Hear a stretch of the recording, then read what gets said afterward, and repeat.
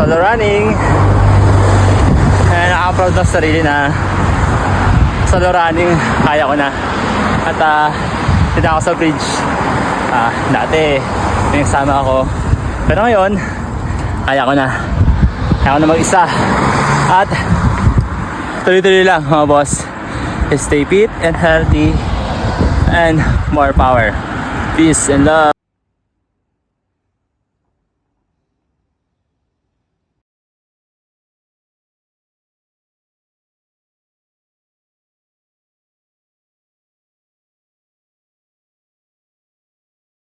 So yung mga boss, tatakbo tayo ngayon after ng duty natin. At siyempre natin na mag-stretching. Tara, samahan nyo ako mag-stretching. This is the right spot.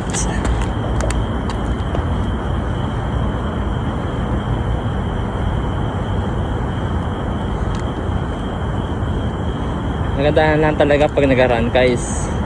Alam mo yun, nalala-fresh ka, nalala-relax ka, mas nakapag-isip ka ng mga activity, mga dapat gawin mo na mas more maging active yung katawan mo, at lalong maging healthy.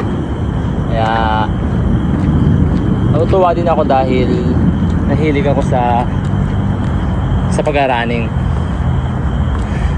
Although katapos na natin magtrabaho, pero ano yun, power lang, diba?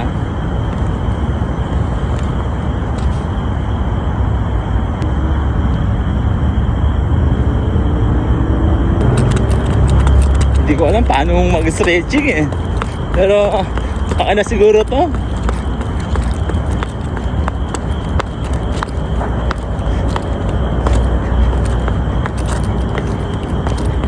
Diba?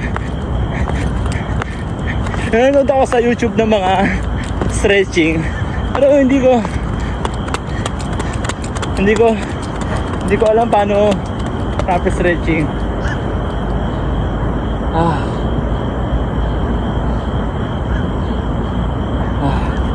So nag-run ako today dahil day off ako bukas.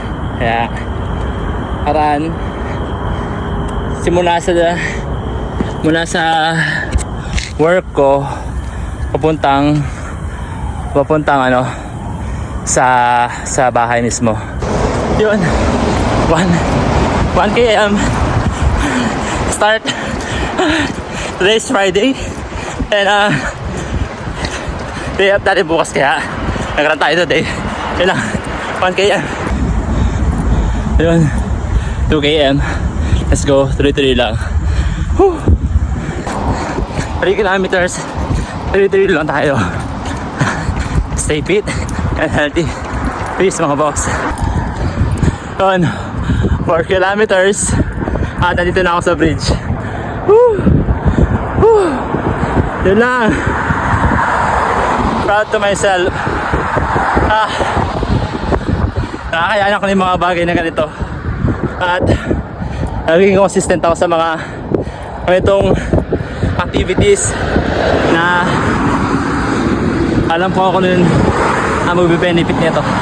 Kaya more power. 5 kilometers. I love running. Power. 6 kilometers. Tuloy-tuloy lang tayo at walang titigil. Peace and love. 7 kilometers. Tuloy-tuloy lang, walang titigil. 8 kilometers. Tuloy-tuloy lang. Let's go. Done running for this day. Third time running this month. Preparation for the marathon. This is my third time na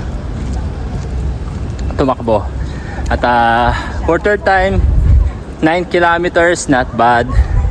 At tuloy-tuloy lang.